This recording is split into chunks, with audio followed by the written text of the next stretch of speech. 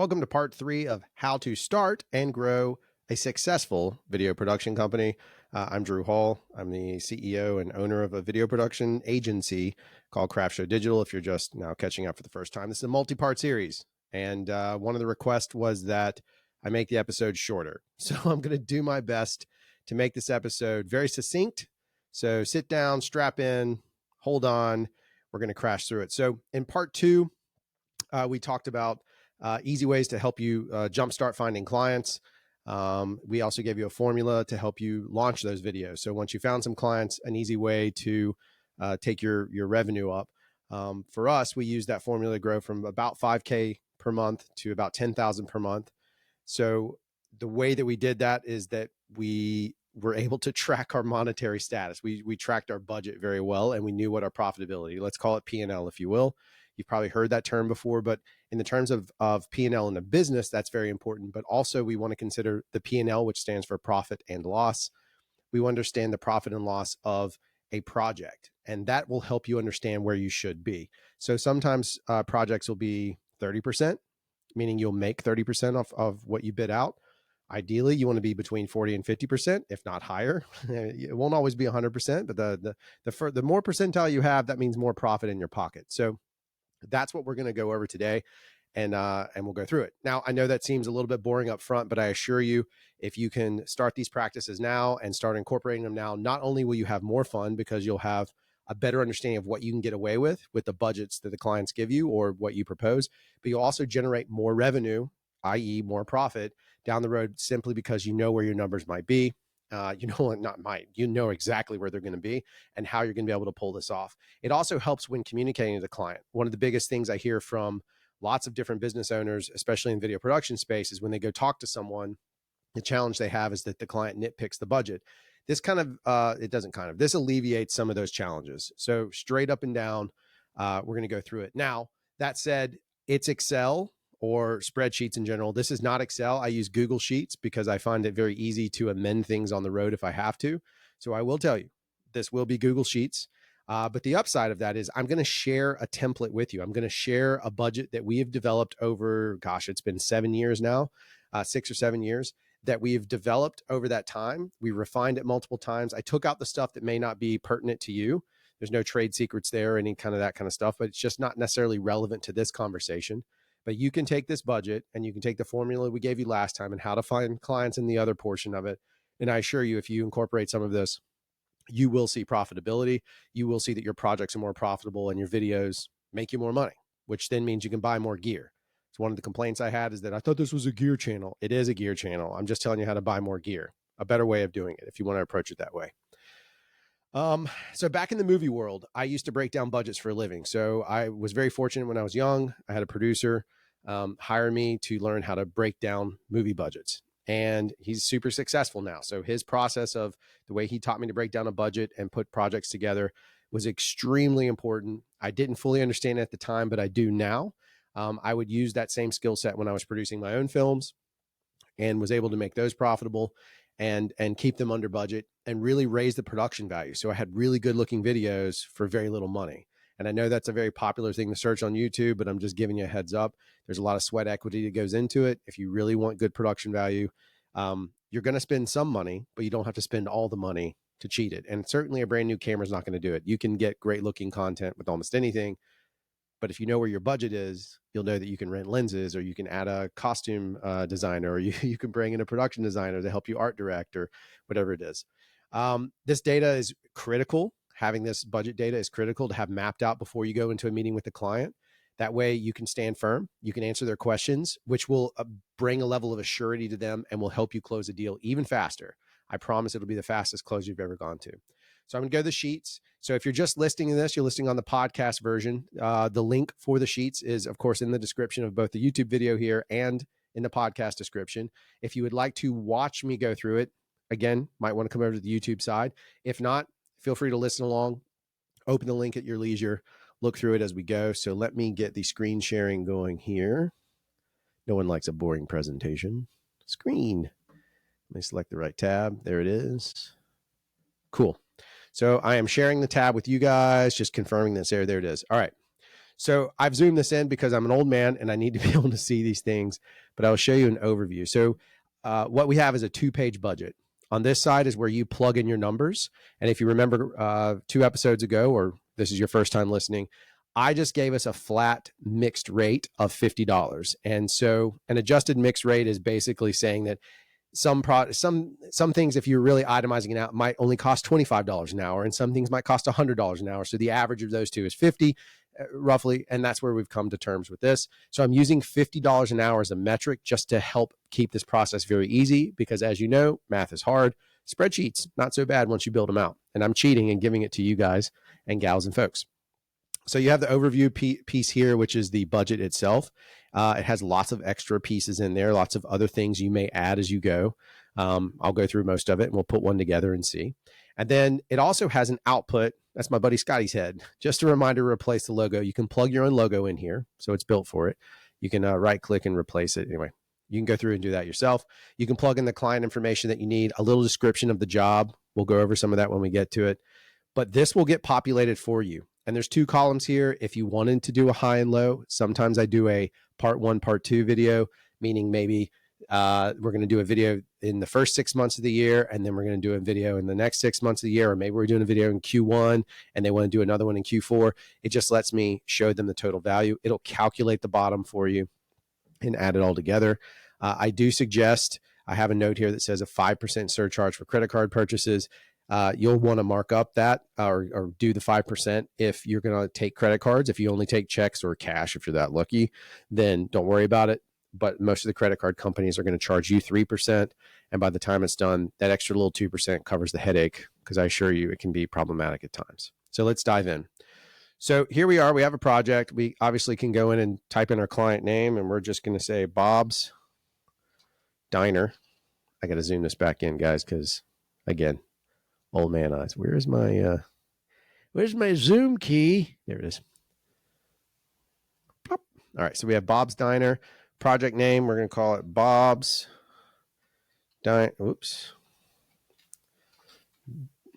Diner Anthem or something. I'll fix this tab up here so it populates correctly. It should be populating to the right, but I'll fix that when we're done. And it's prepared by, in this case, we do this because I have a producer involved. We'll just put Drew, right? Slap your date up here. Flurp is 06/12/24. Great. There we go. Yay. So now we have everything populated that we need. If you wanted to add notes, I have that there. If you wanted to add notes, that's for you. The client will not see this. So it's very important that you understand the client should never see this page. As soon as you show them this page, you're giving them the ability to negotiate with you. And I just don't really think you guys want to get into that game. So what you want to make sure you're doing is exporting it. But again, we'll go through that.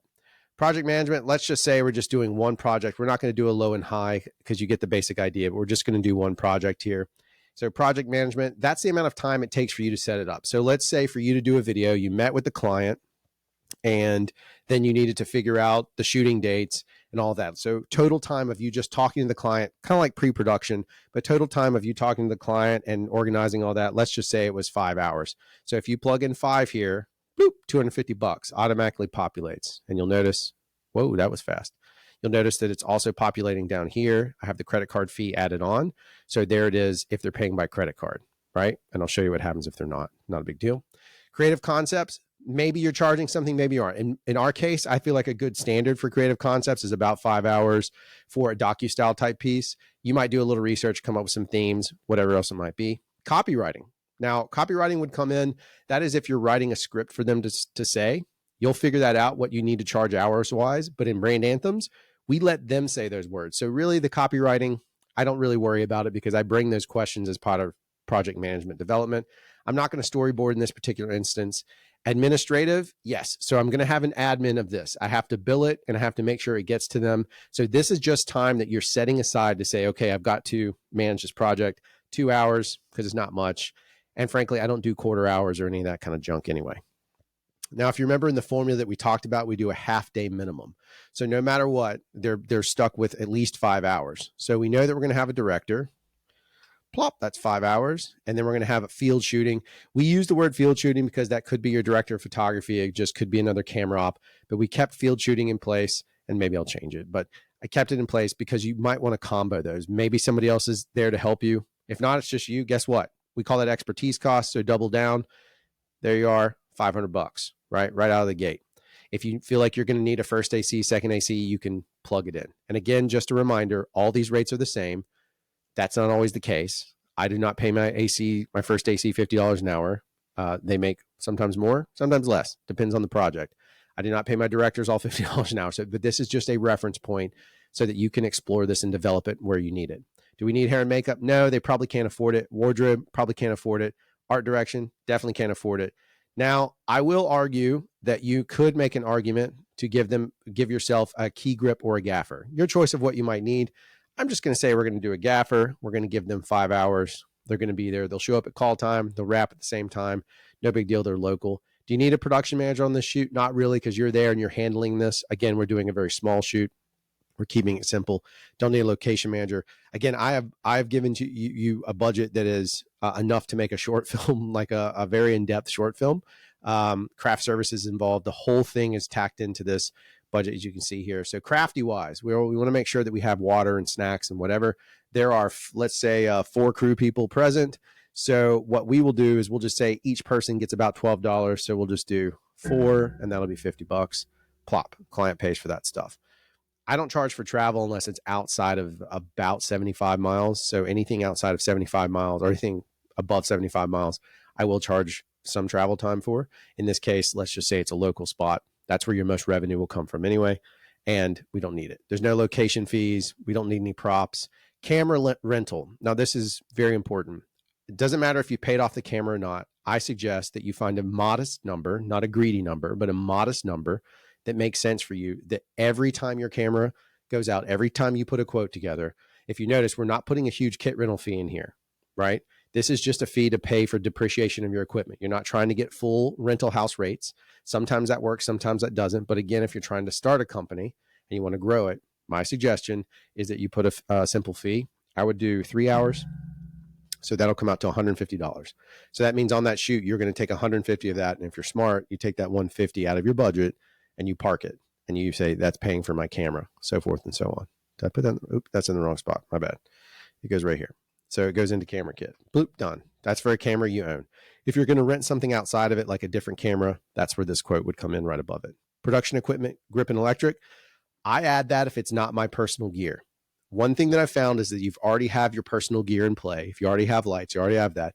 If you need to rent additional, sure, plug it in, figure out what it might be. But if you don't, then consider it to be the same situation as your camera kit, charge a fee that goes against it. So you're always making sure you're getting a little bit of a rental, but you're not going to nickel and dime it. At the end of the day, what I really want to show you when we get to the next page is that we're not here to show them all of those expenses, because they don't care about that. They just want to see what things cost. The best success I had was learning the fact that take this budget and never show it to the client, but show them the top sheet, which is the cost estimate output. That tab is way more effective. Do we need these additional crew? Not in this particular, whoops, wow, that went by real fast. Let's go back. We don't need any ADs or additional camera operators. We're keeping this really simple. It's a one-man band type thing, or one man with a grip. So we're going to keep it very simple in this side of it. Do we need a VO? Not in this instance. Why? Because we are working with a docu-style piece. So the client is going to provide a VO, which also means that the words they say, you're not bound to a crazy script writing scenario, because the words that they give you are going to bind to that project. So if they want to dispute you, well, okay, well, you said these things. I didn't tell you to say them, you said them. And so it does just give you a little bit of control. We don't have any on-camera talent fees, any of that stuff. I left these blank because these get into really specific niches. If you've not been down that path, there's a lot of great resources. We'll go back over that at some point, of where to find talent, how to use a voiceover company like Voices or one of those if you've never used them, what to expect from those, yada, yada. But in this case, no way, Jose. Then we hit our post-production. Well, we know that let's go to the edit first. I should have probably flopped it. Let's go to the edit first. So how many hours do we think it's going to take? Well, we talked about the formula being about 5 hours to edit one of these videos. And I use a rough approximation that for every 5 hours of editing, I need about 2 hours of color correction to finish it up. Does that make sense? I hope that makes sense to anyone who works in this space. 5 hours to cut it, 2 hours to grade it. I would not grade it until after the picture's been locked, but sometimes it's worth putting a LUT or a light grade on it to show it to the client, especially if they're new to video. They don't understand what log is if you shoot log. And so often it works that way. If you don't use color correction, meaning you shoot in a natural or some other preset on the camera, guess what? Free money. Good for you. If you can make something look good with that, consider that an expertise cost. You're going to hear that phrase a lot because it's very important. Expertise cost goes a long way. We don't really have any other bits we need. There's no motion graphics really to worry about. We're not doing any stock footage.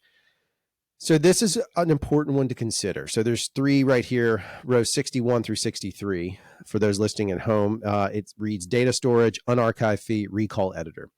2 of these only matter if a client has come back to you after you've delivered the project. So as soon as that project's gone to their hands and they've come back, let's say 3 months later and said, hey, do you remember that video you made for us? We need to make some changes. An employee no longer works here. Great. Well, that's where you get to charge a very simple half-day edit. And then you would add in an unarchived fee, and then you would add in a recall editor fee. And so what I typically do with those is half-day edit, 5 hours for recall editor, 5 hours to uncall the footage, right? So that's how you do those if you get into that spot. But the important one you want to consider is your data storage. That is one of the most overlooked categories that I see young business owners, and I mean young not by age, young by stepping into the business. They don't consider the amount of data that they have to keep stored. How long you decide to keep, it's up to you. We have a 3-year window on most of our footage. We keep it for 3 years. Some of it's been here longer, but we keep most of it for 3 years, which means I have to touch those drives every 3 or 4 months, which is fine. We just have somebody cycle the drives for us, or we're pulling footage from either way. So data storage fee, what I would tell you to do is put 2. So that's $100. So now you've just gotten the money to buy a hard drive that you could dedicate just to this client, or you can share it, which is a great way to bring profit margin in. But you are responsible for that data on that drive. So I wouldn't buy just 1 drive. I would buy 2 hard drives. I would make sure I had a primary and a backup, right? So you want one that you dump all the footage on, and then you want another one you dump all the footage on, and then you take one of them home with you or store at your friend's house or wherever it may be, and then one stays in your office. But you want to try your best to keep one of them off site. We don't always do the best at that, but you want to do that. We don't have any airfare. This is a local bit. And as you've noticed, if you've been paying attention, the entire time, it's been tabulating because he told me at the beginning he's going to pay with a credit card, but he's been tabulating that. So this $107.40 that it's calculated is the credit card fee. So that a big chunk of that's going to the bank. That's not your money. That's the bank's money for using a credit card. If not, this video would cost them $2,148, right? For 5 hours of work. You can't go wrong in that situation. And they get a great video and they're happy. And that video is going to help them do something. We're going to help them grow their business, right? So there's your spreadsheet. All of that shows you what your profitability is, right? Because if you go back up, let's talk about who's in-house. So if you suddenly start looking at this and you say, okay, well, I'm the video director, I'm the shooter. Cool. There's your $500. You could argue that you're the gaffer too. That's great. A lot of times you can do that as a one-man band, but let's just say you subbed it out and that person was going to cost you an even $50. So you know that from your $2,100.48 or $2,148, you're going to lose $250 of that to that crew person, which is good because you're still able to get your job done. You worked a little bit less, focused on the project, made better production value, but in trade, you paid for that. You paid someone $250 to help you do it if you paid them that rate. And then craft services, you know that $50 potentially would go out in craft services if you didn't already have some snacks. But that's just to make sure you have snacks and water. Camera kit, profit. Production equipment, profit. It's going against your gear you already have. Oh, you're going to edit it? Oh, genius. Aren't you smart? Profit. That's another $250. Color correction, profit. Right back into your pocket. If you sub out your color correction like I do, great, no problem. I just know that that money goes to that individual. They get it done, usually in less hours, right? I just tell them, hey, I got $100 to color grade this spot. They're like, great, here it is. And I get it back within an hour. I'm happy with it. I don't have to deal with the headache of it. I got a great looking delivered file. Data storage fee, profit, right? You see where I'm going with this? So you come out way ahead at the end of the day. So this 2148, you're really looking at about $1,700, right? Into your pocket, straight into your pocket. Because all this other goodness at the top here, if you remember, project management, creative concepts, all of this, pure profit, because that's just your labor. Hope that makes sense. You're not going to ever show this to the client. Never, never, never, never. Because as soon as they see this, they'll be like, well, why am I paying for 5 hours? Well, it's a minimum. We only do half days. You're going to create conflict that you don't need to have. And you're going to create what we call tension that you don't necessarily want. So instead, what you do is you just show them this sheet. Now, this is where it's really fun, or kind of interesting to me anyway. So you can plug in your data here, which you would, because you don't want to just send them a blank sheet here. There it goes. I'm trying to find the little button. But if you notice, we type in the description box here, brand anthem video up to 90 seconds with music and awesomeness. And I used to put stuff like that on invoices, and they would smile and laugh about it, whatever. Okay, I've got to fix that. I put it in the wrong column. I'll fix all these things. What an idiot. Sorry, I've modified this for you all and not for me. So Plarp, there we go. I'll fix it. Don't worry about it. I'll fix it. By the time you're getting your hands on it, it won't look like such why does the box say 15? We'll just zip it down. There we go. And I'll get it to the line. All right. So, but if we look here, we have strategy and development. This is project and account management, planning, and administration. We're showing that costs $600. They're like, well, I don't want to pay for all that. Well, you have to, because I still had to put together, my time is worth something. You have got to start defending your time.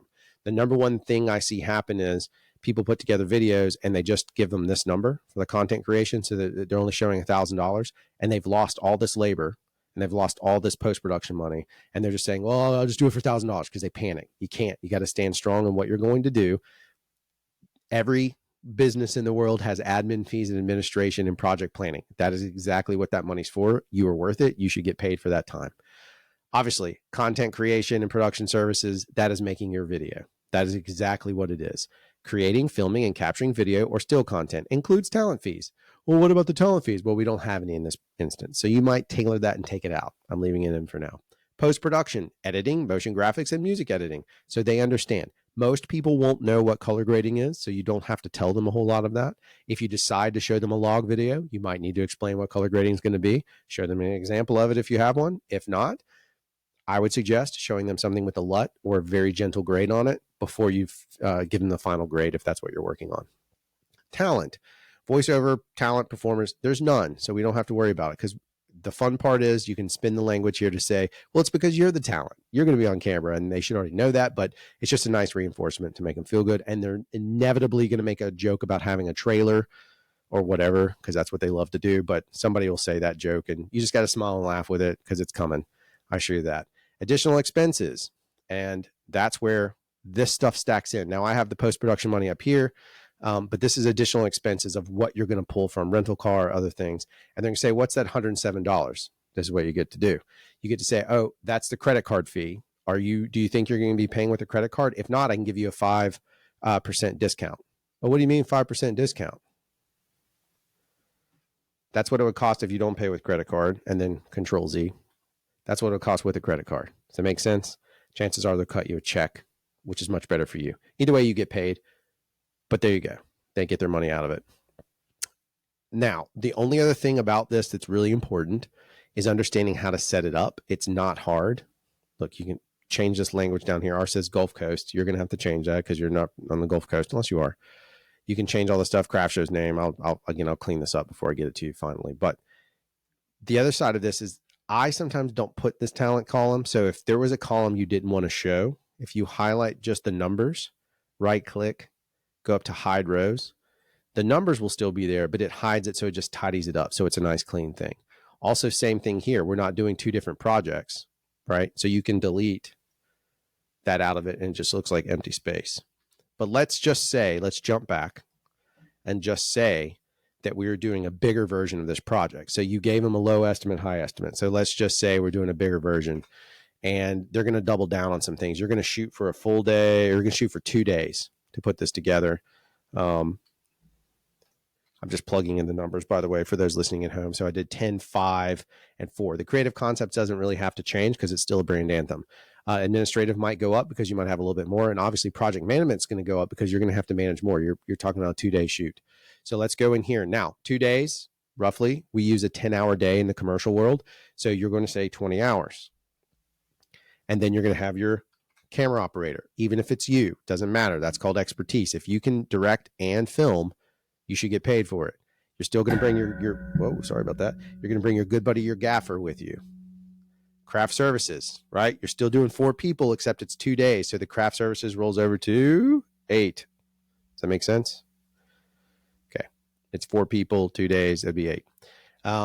Camera kit. Now, this is where it gets tricky because you don't want to get overly greedy. And I assure you, it'll pay dividends. You just got to bear with me and trust me on this. You're charging the same kit fee no matter what. That's just standard kit fee. You don't charge more. You don't charge more for more days. You're already getting the money on the camera one way or another. Certainly if you're using a DSLR. If you're using a Red and you want to make your kit fee $50 or $500, good for you. Go for it. But I would not charge a rental fee against your camera, because as soon as you do that, you're giving them negotiation points, because you're going to be like, well, the camera fee is this and the rental and then the grip, and you're creating noise that they don't want. So just put it in your budget and roll with it. If you notice back over here, there's no breakdown of what things cost, just labor and fees. That's it. Right. And if they want that data, well, that doesn't matter. That's our cost. Because at the end of the day, they're still paying you for the labor. So if the client says, well, no, you have to use a cheaper camera, what are you going to do? Like, it doesn't matter. They're hurting themselves at that point. I would walk away from that client, but if you still need that client, you're going to have to work with them and make sure they understand they're paying for your labor and expertise, not your camera and your equipment, right? And if they don't understand that, you're probably not going to like that client. It's going to be a rough time. All right. Camera kit, production kit, same fee. Editorial. Now we're talking about a 2-day shoot. However, so we've got to think through this. What does that mean? Well, it's still a 90-second video. We're just getting better looking shots. So our color correction actually will stay the same because it's still a 90-second video. But our editing, because now we're going to have a little more footage to go through, is going to go from 5 hours to 10 hours, right? So we're going to give ourselves a full day to cut it. And then our data storage fee, again, remember, these are not markup points. These are points of just real cost where you can generate a little bit of profit, but it goes against something. We're going to keep our data storage fee exactly the same, so it makes sense across the board. If we come down to the bottom, now we're looking at like a $5,298.30 video, right? With a $252 credit card fee. So the actual price of the video is $5,046. Hope that makes sense. Where this is exciting is you can now show them on this description or on this top sheet, the sheet you're going to show to the client. Up here, you can type it in. You're going to say 2-day shoot, half day. Now, I don't like doing this. I do not like 2-day versus half day or 1 day versus half day shoots, because the client won't know the difference and they'll probably pick the lower cost. But you can use this if they've come to you and said, well, look, we have 3 locations or 4 locations we need to film. One of them's 2 hours away or an hour away or whatever it might be within your range of travel. It doesn't matter. If you show up on set, as soon as you step foot on set for that half day, your clock is ticking. So you're there, clock's rolling. So if that person then turns around and says, okay, well, now I need you to go to these 4 other locations, and it's going to be 8, 10, 11 hours spread over 2 days, 2-day shoot, right? That's where I would bring this in. But I would not normally give a client a high or a low, because most of the time, in my experience, if you present a high or a low, you're going to end up with the low. And that's fine. You can still do a great job, but you might have missed the opportunity to give them a better video that would perform better, because that's part of what you're trying to do. With a little bit better time, you can get a little bit better content. I'm not saying hit a grand slam in 5 hours. In fact, if you can and you're comfortable with it, that's really great, right? But there is a point where if you're doing 4 or 5 of these a week, like you can, you're not going to have time to do that. You're going to have to stick with your 5 hours and create the best thing you can in 5 hours, and you can't fudge those numbers. So you want to know where you're going to be. I hope that makes sense across the board. Now, let's say you're done. You're ready to give it to your client. You filled out all this information up here. This is the joy of doing this. You're going to go to File. You'll go down to Download, PDF. Look at this. Here's your beautiful page. It's a 1-page budget. It has their information, project estimate, approved. You can make them sign it if you want to. That's what we use. We use DocuSign, or if you want to do it with an analog version, have them sign it with a pen. Your logo's up here looking awesome. You have your estimate. You've got a description of what it is. They see both budgets. There's some cool notes that you put in about your little company down here just to reinforce. Use this as a model down here and just change it. You have this great looking bit. You hit the export, and then it downloads the PDF to you. That's what you send to the client. You don't share the Google Drive. You don't share the Google link. You literally make sure it's a PDF and you send them a PDF. The other reason why that happens is if you're dealing with a corporate client, some of them can't open links. So if you send a link along, it might get kicked back. So just make sure they can receive a PDF in the beginning, but do not share a link. A link is no fly zone. Bad, bad, bad, bad, bad, bad, bad. That's more or less it. That's the simplicity of it. So for us, I'll clean up the document for you, by the way, so it doesn't look. I have to figure out how to stop sharing on this. Dude, there it goes. I'll clean up the document for you so it's a little bit tidier so that you can have access to it. Please make sure you copy it. So what I would do, that's probably what I should have shown. Let me show one more thing real quick now that I'm thinking about it. So use this template as much as you want. But when you're ready to do another project, let's say you have another job come in, or for every job, I save this template. I have it ready to go. You go into make a copy, and we're going to call it Craft Show. In this case, I'm just making up the name here. Craft Show budget for Dino. Right? So now I have a new budget based off the template. Because it was already populated, it carried the population over. If you're just doing a step and repeat, great. You made yourself a template. It's easy. If that's what you're doing, perfect. But if you're not and you need to plug this in custom, which I think you're going to grow to, this budget will grow with you. We've done $100,000 projects off. I did a $189,000 project off of one of these budgets. So you don't have to go anything crazier than this. But you have this budget here with you. So it'll scale with you. It'll grow with you, so forth and so on. So now you can take that same budget and you have your copy for your next client. I hope that makes sense on that side of it. Again, if you're just listening, I highly suggest you just go get the link, play with it. You're not going to break it. It's going to force you to rename it anyway. You can borrow it and you're not going to be able to gain access. You're not going to get editor access. You'll get viewer only. So if you've not dealt with Google Sheets, spend a little bit of time. You're not going to break anything, but I do suggest messing with Google Sheets. It probably didn't show you guys the new sheet, but it did create a new one. Okay. So that's it. So that is the budget process that we use. We still use. It is there for you. I'm sharing it openly, transparent. That is what we do.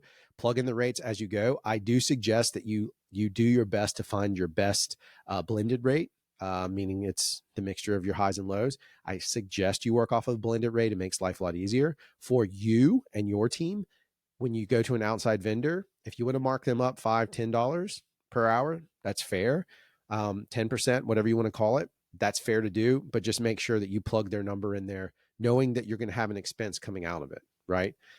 Because you will have to pay them out, but you can at least see what your project is. And when you're done with it, you can look at it and say, man, we spent this much money going out and this much money coming back in. And it does make a difference so you can understand where your productivity is. And I have more in-depth versions of this, but for now, just start with this and grow with it and adapt it, add your own formulas, figure it out, but it's all there for you to work off of. Okay, so this was part 3, part 4 at some point, and we'll keep going forward. But this has been how to start and grow a successful video production company. I'm Drew Hall, and I hope to hear or see you or chat with you soon. If you haven't seen the other stuff we're doing on the channel, there's reviews, there's a Saturday Night Live show where we just sit around and talk and hang out, have guests on. If you'd like to be part of the conversation, or you have any thoughts, comments, or questions regarding this video, and you would like feedback of any sort, I'm here. I'm trying to help. Let me know what you need. In the meantime, thank you. Stay frosty and keep kicking butt. Bye.